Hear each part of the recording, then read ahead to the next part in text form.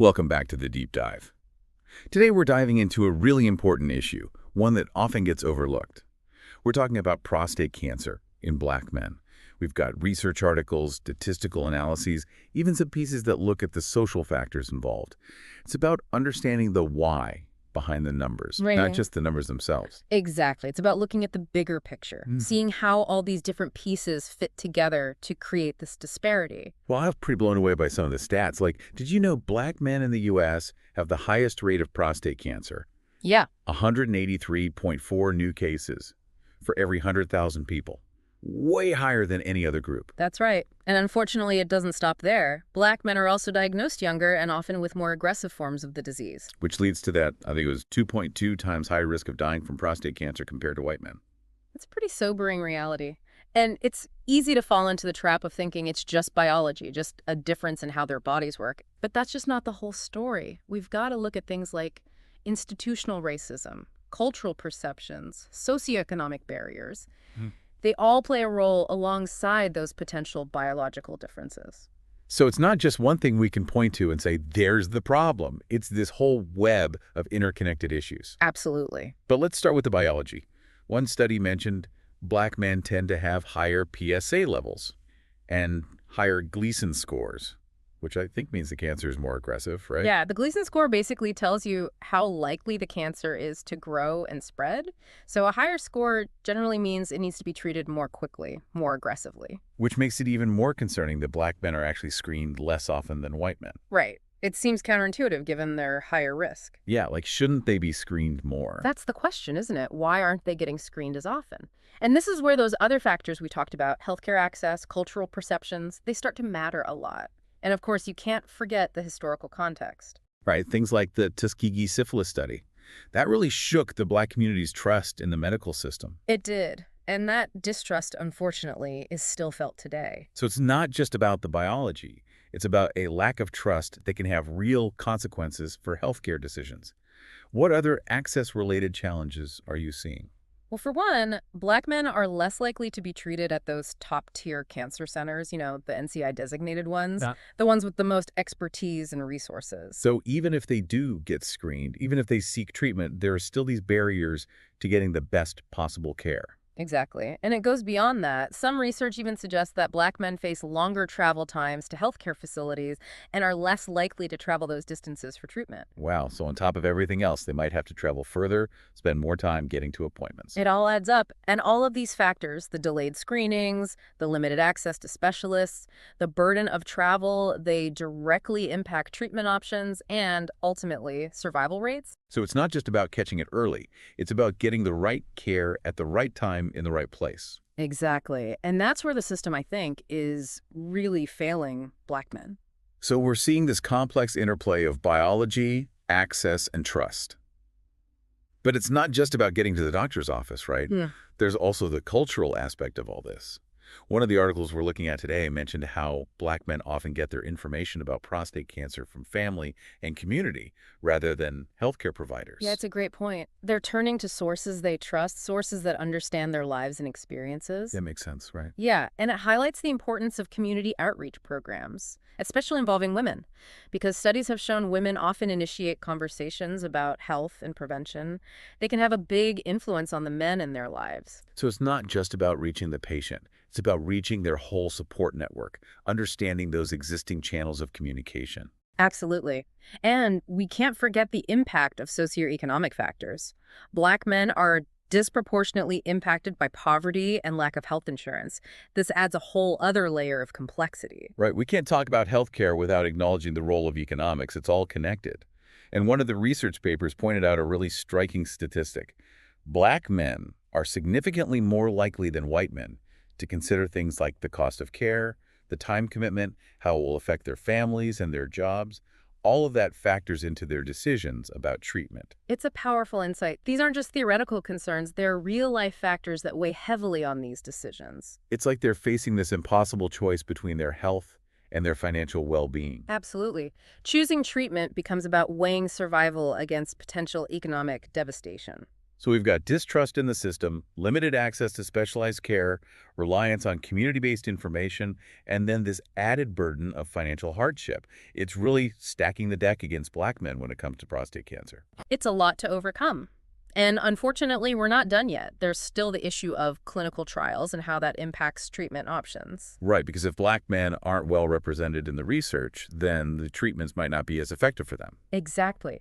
Underrepresentation in clinical trials has huge implications for developing therapies that are truly tailored to this population. And there are several reasons for this disparity. Like what? What are some of the factors contributing to this underrepresentation? Well, for one, there's a lack of diversity in research teams. If the people conducting the research don't reflect the community they're studying, it can create a barrier to trust and participation. So it's not just about individual choices. It's about systemic issues that make it harder for black men to even have the option of participating. Right. And then there's the issue of implicit bias among healthcare providers, which can impact who gets referred to clinical trials in the first place. So it's another layer of systemic barriers. Exactly. And we know that diverse participation in research is absolutely critical for developing safe and effective treatments for everyone. So how do we fix this? Are there any programs or initiatives that have been successful in increasing black men's participation in these trials? There are some really encouraging examples. One is the Prostate Outreach Project.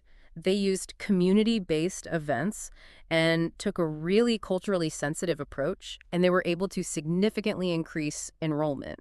So it shows that it can be done. It's about meeting people where they are and building that trust through community engagement. Absolutely. It's about making the research process more accessible, more relevant to the lives of the people it's supposed to benefit. So we're talking about a combination of biological factors, distrust in the healthcare system, cultural influences, socioeconomic barriers, and underrepresentation in research. It's like all these things are working against black men when it comes to prostate cancer. It's a complex problem, no doubt about it. But recognizing these factors, understanding how they intersect and interact, is the first step towards finding solutions. So we've got a lot to unpack here. Let's take a pause, and we'll come back and delve deeper into these issues in the next part of our deep dive. Okay, so we've laid out some of the key challenges, but I think it's important to dig deeper into the historical context here. Understanding the past can really shed light on why things are the way they are today. I agree. And one of the sources we have really gets into that, how racism is woven into the history of medicine in this country, going all the way back to slavery, and then, even more recent things like the Tuskegee syphilis study. Yeah, the Tuskegee study is just a horrific example of medical abuse. It's understandable why that would lead to so much distrust of the healthcare system, particularly among black men. And that distrust isn't just a feeling, it has real-world implications. We've talked about some of them, like black men being less likely to seek care, less likely to be treated at top-tier facilities, facing those longer travel times. It all goes back to this history of exploitation and mistreatment by the very system that's supposed to help them. It's almost like they're constantly having to second guess, to wonder if they're really getting the best care, if their concerns are being taken seriously. And you mentioned communication earlier, how black men often rely on their family and community for information about prostate cancer rather than healthcare providers. It's a really important point.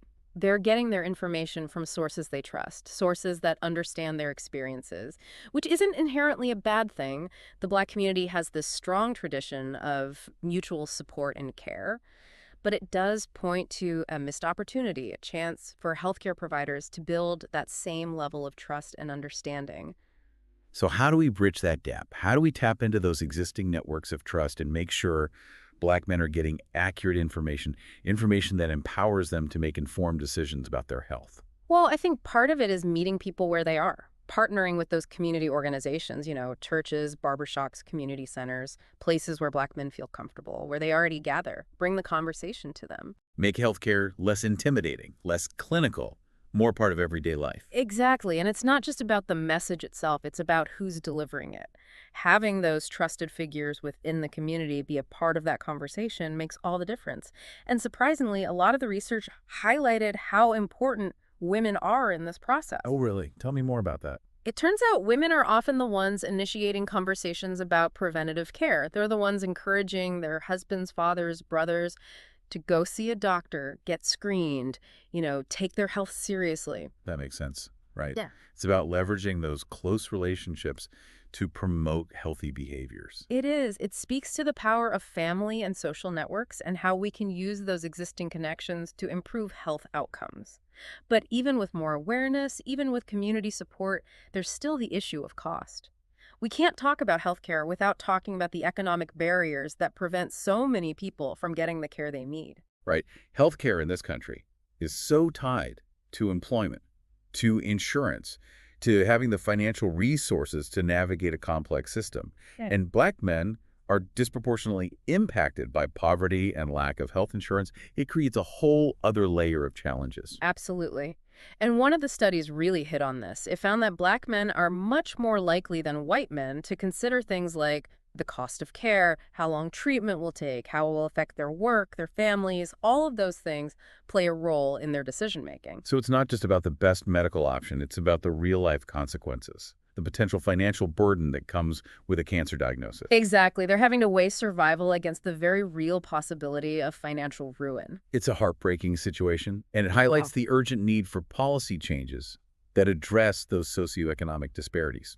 Things like expanding access to affordable health insurance, providing financial assistance for treatment, making sure people have paid sick leave, all of that is essential. I completely agree. We can't talk about health equity without talking about economic justice. It's all connected.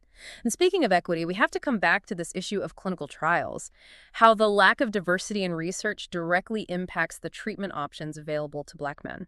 Right, because if Black men aren't being included in those trials, then the treatments being developed might not be as effective for them. That's exactly it. We need research that reflects the diversity of the population it's supposed to be serving. And we've talked about some of the barriers to participation, that historical distrust, lack of awareness, even the way trials are designed and conducted.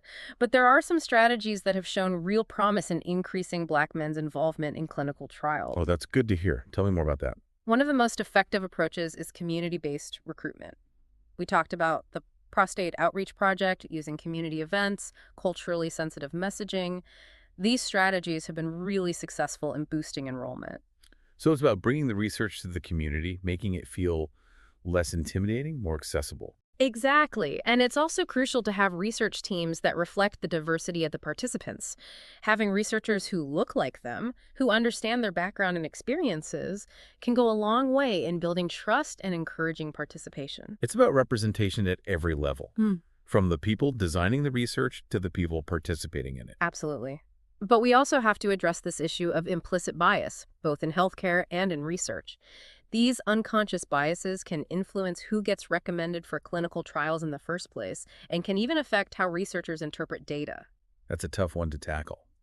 How do we even begin to address these deeply ingrained biases that are so often operating below our conscious awareness? It's a challenge, for sure, but I think it starts with education and awareness.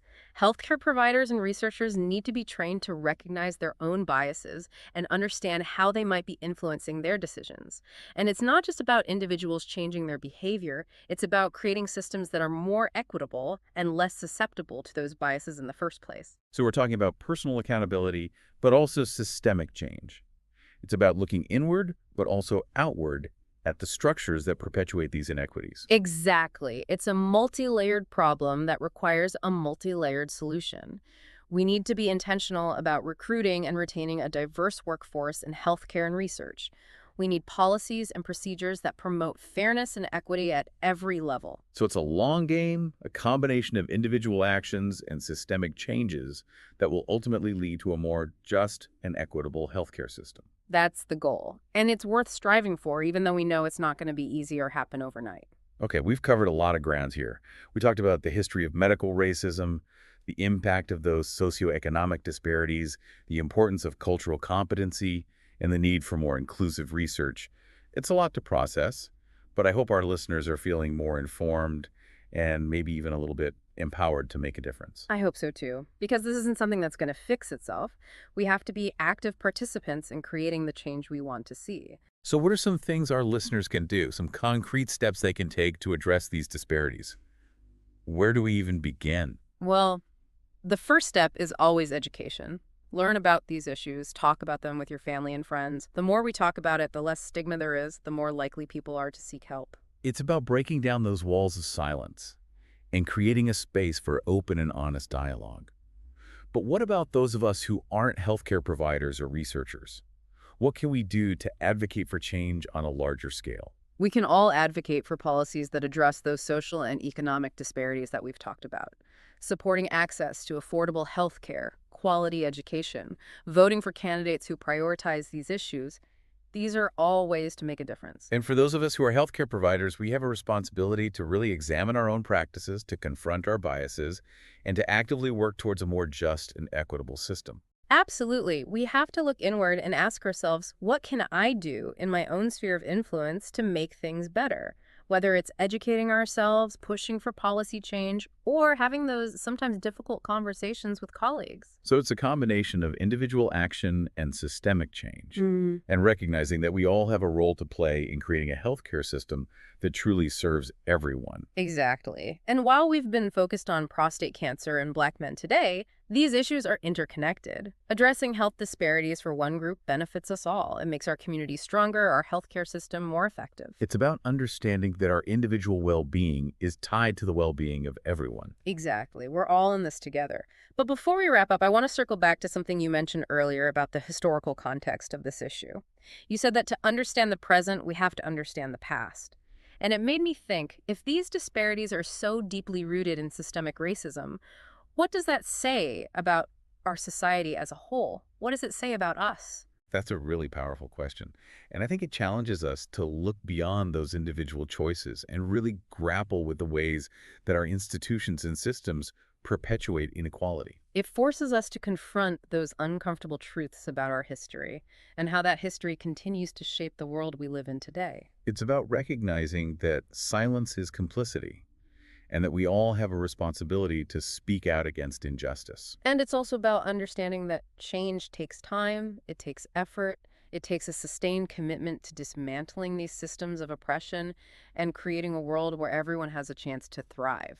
So as we move towards our final thoughts, I hope our listeners are walking away not just with more information, but with a renewed sense of purpose, a commitment to being part of that change. Because knowledge without action is meaningless. We have to take what we've learned today and turn it into real-world change. As we wrap up our deep dives into these prostate cancer disparities, it's a lot to take in, right? I mean, we've covered so much ground, from the historical context to the social and economic factors to the research piece of it.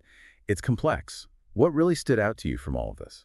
You know, it's that interconnectedness that really gets me. How we can't separate the biology from the social determinants of health or cultural perceptions from economic realities. It all weaves together, and untangling that web, it's not a simple task. Yeah, it's like one of those puzzles where every piece is connected in ways you don't expect.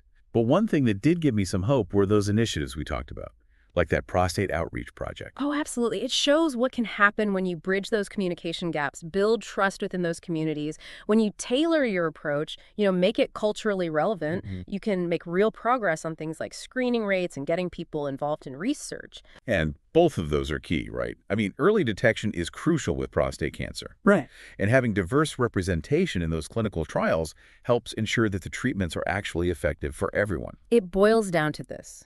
Knowledge is only powerful when it's understood and applied, and right now there's a gap. We've got to get this information into the hands of Black men, their families, healthcare providers, policymakers, everyone.